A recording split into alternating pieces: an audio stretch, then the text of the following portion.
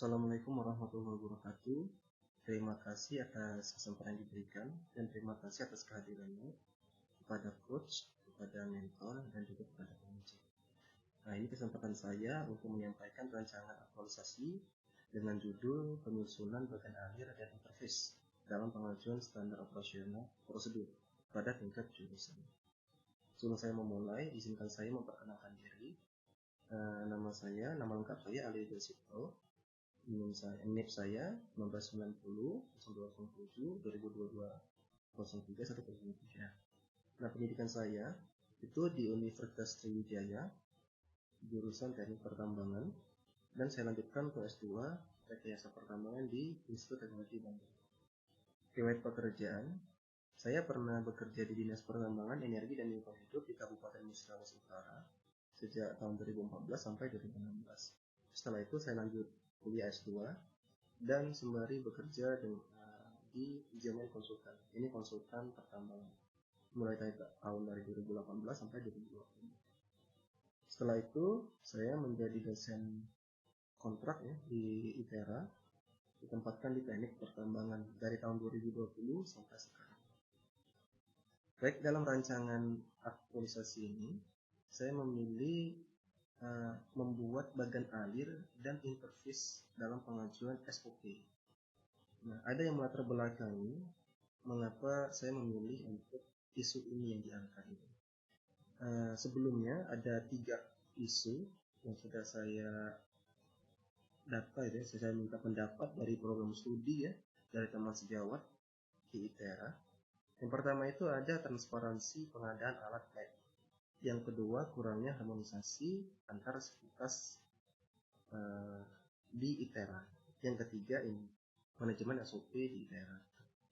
Nah, sudah saya gunakan metode Reski untuk mendapatkan atau membuat scoring mana yang paling tinggi. Nah, untuk pemilihan manajemen SOP ini ada 4 hal yang melatar belakangi. Yang pertama itu memang belum ada alur pengajuan SOP, baik itu online ataupun tertulis di tingkat jurusan.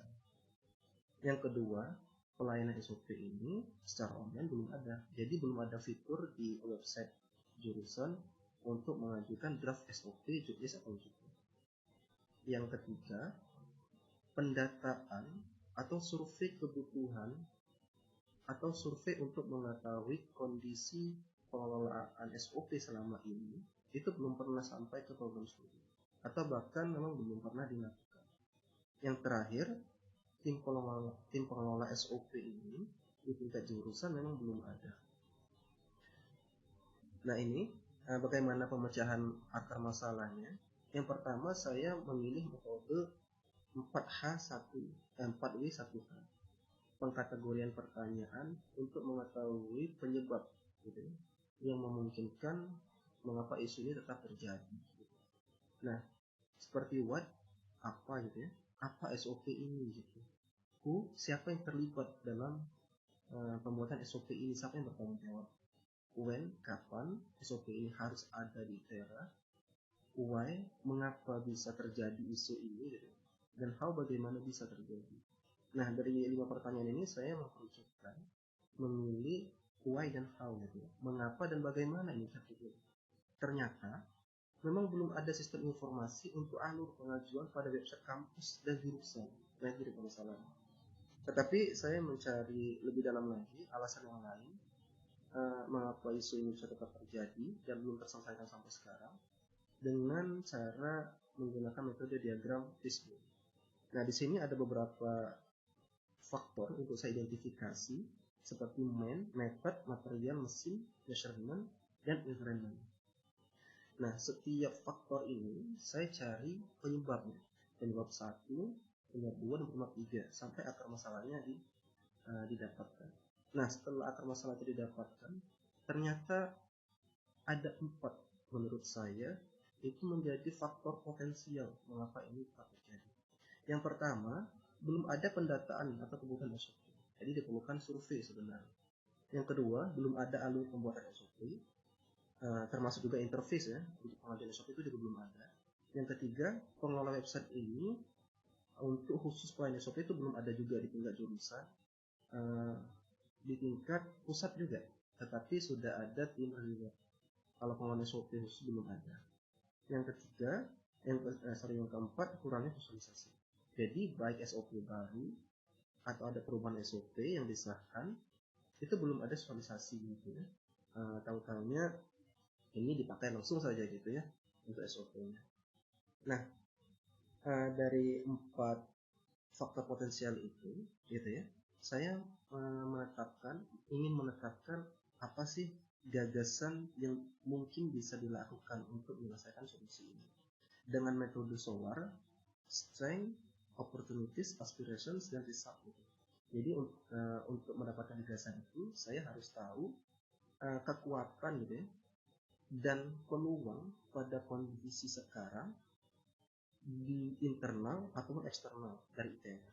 Setelah itu harapan ke depan, baik itu aspirasi dan hasil apa yang kita harapkan ke depannya. Nah, contoh kekuatan ya, di ITERA itu pengelola pusatnya itu adalah SPM atau PPM boleh juga gitu ya, penjaminan mutu gitu. Nah, ini adalah unit independen yang tugasnya salah satunya itu mengelola SOP, tanggung jawab langsung ke rektor. Nah, yang kedua, PPM ini juga dapat memberikan tugas dan kontrol secara langsung ke unit di bawahnya, koordinasi dengan jurusan termasuk gitu ya, nanti jurusan ke prodi. Nah, setelah itu PPM jurusan itu sebenarnya juga telah memiliki website untuk mendistribusikan informasi, hanya saja pengelolaannya yang belum gitu. Nah, selain itu apa peluangnya gitu? Yang pertama, ini memungkinkan distribusi tugas ke PKMG dan PKMG. Jadi jurusan nanti setelah koordinasi PPM atau SPM ke jurusan akan mendistribusikan tugas ke GMG dan PKMG. Itu peluang juga. Yang kedua, bagian keuangan pusat itu dapat memberikan anggaran sebenarnya khusus untuk pengelola SOP ini. Tapi belum, saya dapat informasi itu belum. Yang ketiga, dapat melakukan studi banding ke kampus lain sebenarnya. Banyak kampus yang lebih dulu ya, lebih mapan akan SOP ini. Bisa saya dibanding sebenarnya. Itu juga peluang ketiga. Dan peluang terakhir, ini dapat melakukan pelatihan pengelola SOP. Mengundang pembicara dari luar itu agar tahu bagaimana standar penyusunan SOP ini. Selanjutnya, dari aspirasi, apa yang diharapkan itu? Nilai kolaboratif itu dapat terbentuk sebenarnya kalau SPM, DKMB, dan ITB itu bekerja sama. Yang kedua, penataan SOP tingkat rektorat, jurusan, prodi, sampai UPT, pendukung akademik dan akademik, ini akan terlihat jelas perbedaan SOP-nya. Gitu. Nah, hasilnya apa ke depan? Pasti meningkatnya jumlah SOP gitu kalau ada manajemen pengelolaan yang baik gitu. Yang kedua, meningkatnya jumlah akses SOP di website.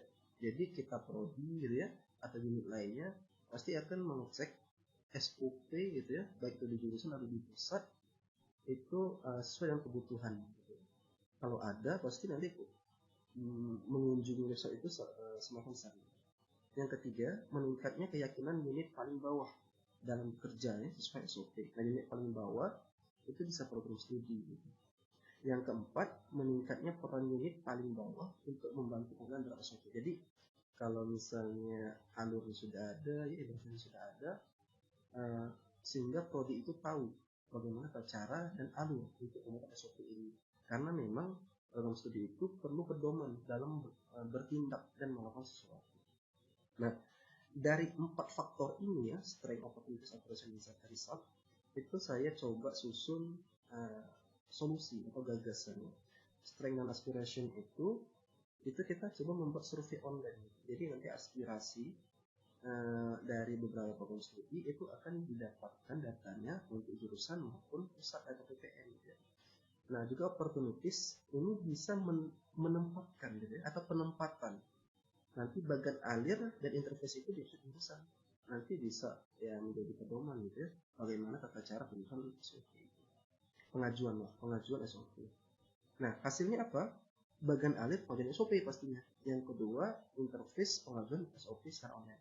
Sebenarnya ada juga yang lain, yaitu format survei dalam bentuk Google Form. Tetapi yang utamanya ini ya, bagian alir dan interface. Nah, bagaimana saya merencanakan kegiatan? ini yang pertama pasti membuat format survei online gitu. Nanti didapatkan 4 format survei online, tiga survei online yang ditujukan ke PPM, pusat penilaian mutu, ke jurusan dan prodi gitu. Nah, tujuan ini untuk mengetahui kebutuhan SOP dan kondisi pengolahan SOP yang dirasakan hingga unit prodi. Outputnya apa? Ada 3 file survei sebenarnya dalam bentuk perform. Ini ada di sebelah kanan link untuk progres pembuatan, tapi belum selesai. Yang kedua, kegiatan itu adalah pembuatan bagan alir pengajuan SOP. Jadi alur bagaimana pengajuan SOP itu akan dibuat dari bagan alir. Gitu. Nah, apa ya outputnya? Ini desain bagan alir dalam bentuk gambar. Selanjutnya akan membuat interface pengajuan SOP. Jadi bukan hanya bagan alir, tetapi ada fitur layanan di jurusan untuk dapat mengajukan draft SOP yang nantinya akan diproses hingga sampai pengesahan gitu. Selanjutnya nanti bagan alir dan interface ini akan diserahkan ke pihak jurusan. Harapan penulis itu dapat benar-benar dipasang di website gitu ya, agar memang benar-benar akan menjadi fitur layanan yang baru di website jurusan. Nah, bagaimana dampak kemunculan isu ini?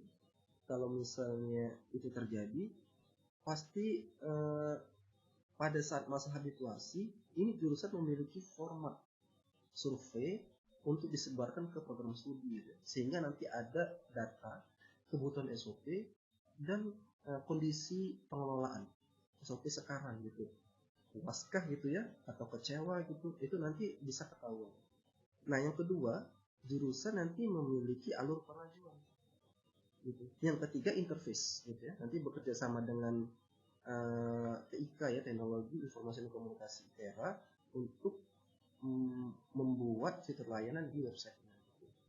Nah, setelah pasca habituasi, pasti jika kita melakukan survei, ini akan dilakukan secara terus-menerus karena ada perkembangan kebutuhan pedoman setiap unit gitu ya.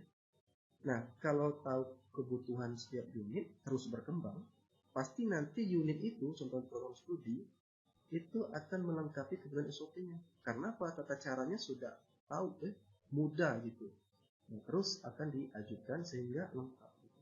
Nah, kalau program studi terus membuat juknis, duklat, SOP gitu ya, itu secara tidak langsung nanti SOP di ITERA itu akan terus bertambah gitu ya, seiring dengan perkembangan.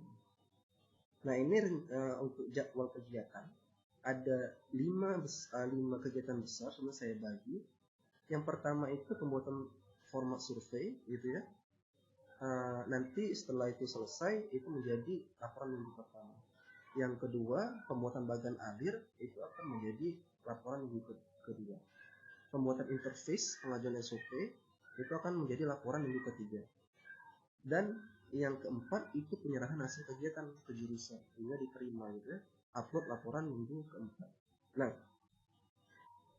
dipasang atau tidak dipasangnya desain ini oleh jurusan itu akan saya masukkan ke laporan gitu ya, ke laporan final atau laporan aktualisasi gitu. Kalau baik, itu yang bisa saya sampaikan terkait rancangan aktualisasi dengan judul pembuatan penyusunan bagan alir dan interface pengajuan draft SOP di tingkat jurusan. Terima kasih. Saya akhiri. Assalamualaikum warahmatullahi wabarakatuh.